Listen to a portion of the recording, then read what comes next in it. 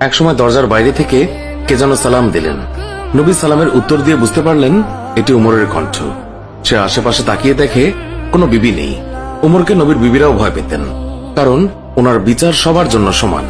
ওনার কাছে সবাই সমান, সবার জন্য সমান বিধান। মদ পান করার অপরাধে নিজের কলিজার টুকরো সন্তানকে ৮০টা বেত মেরেছে। এক রাত পেটাতে পেটাতে আহত করেছে, আর এক রাত পেটাতে পেটাতে দুনিয়া থেকেই শেষ করে দিয়েছে। একদিন ওমর রাদিয়াল্লাহু তাআলা আনহু ছেলের মুখে গন্ধ পেয়ে ছেলেকে জিজ্ঞাসা করলেন, তুমি কি মদ খেয়েছ? ছেলে বলে, না বাবা, আমি নবীজ খেয়েছি। নবীজ হচ্ছে ১ কেজি দুধের মাঝে ১০-১২টা খুরমা সারা রাত ভিজিয়ে রাখলে খুরমার রস দুধে মিশে গিয়ে দুধের রং লাল হয়ে যায়। খেতে অনেক মজা, সেটাকে বলে নবীজ। কিন্তু এক রাতের বেশি ভিজিয়ে রাখলে সেটা নেশা দ্রব্যে পরিণত হয়।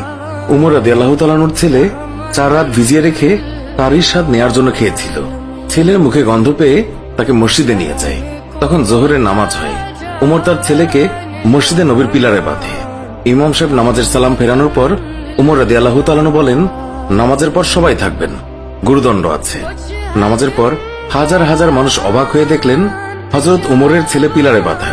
অনেকেই ভাবল হয়তো একটু রাগ ধমক দেখিয়ে তিনি ছেড়ে দেবেন। অনেকেই বললেন ৪০টা বেত প্রহার করবেন। এক একজনের এক এক মন্তব্য। আবার কেউ বললেন উমরের মন অনেক কঠোর, সে পুরো শাস্তিই দেবে। এইভাবেই কানাঘুষা চলতেই থাকে।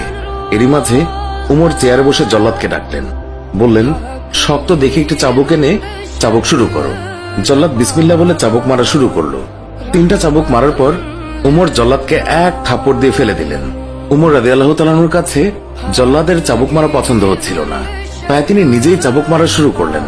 এক একটা চাবুক পরে আর মসজিদের বারান্দা ফোঁটা ফোঁটা রক্তের দাগে ভরে যায়। মদিনায় উমরের চাইতে শক্তিশালী আর কেউই ছিল না। ছেলে চিৎকার দিয়ে বলে, আবার মদ খাবো না, আমাকে মাফ করে দাও। কিন্তু উমরের কঠোর মনে কোনো দয়া হলো না। এবার আবু সাহামার মা উমরের পা ধরে বললেন, আমার ছেলেকে আর মারবেন না। ৩০টা বাড়ি মারা হয়েছে, বাকি 50টা বাড়ির জন্য আমি এক একটা বাড়ির জন্য একটা করে উট আল্লাহর রাস্তায় সাদগা করব। কিন্তু উমরের মনে দয়ামায়া হয় না। ৪০টা বাড়ির পর ছেলে জ্ঞান হারালো। 50টা মারার পর আবু সাহামা দুনিয়াতে আর নেই। সবাই তখন নিস্তব্ধ হয়ে গেল। উমর রাদিয়াল্লাহু তাআলা আনহু রাগে গড়গড় করতে করতে বললেন, গোসল দে, জানাজা দে, কবর দে। কবর দেওয়ার পর ৫১ থেকে আবার কবরের উপর বাড়ি মারা শুরু করলো। এইভাবে ৮০টা বাড়ি শেষ করলো। শেষ করে আল্লাহকে বললেন, হে আল্লাহ, আমার ছেলে হওয়ার কারণে আমি বিচারে কোনো ছাড় দেইনি, একটা চাবুকের বাড়িও কম দেইনি।